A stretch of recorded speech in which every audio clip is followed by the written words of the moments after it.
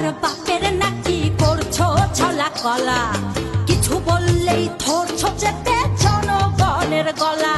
ওর দেশটা তোমার বাপের নাকি করছো ছলা কলা, কিছু বল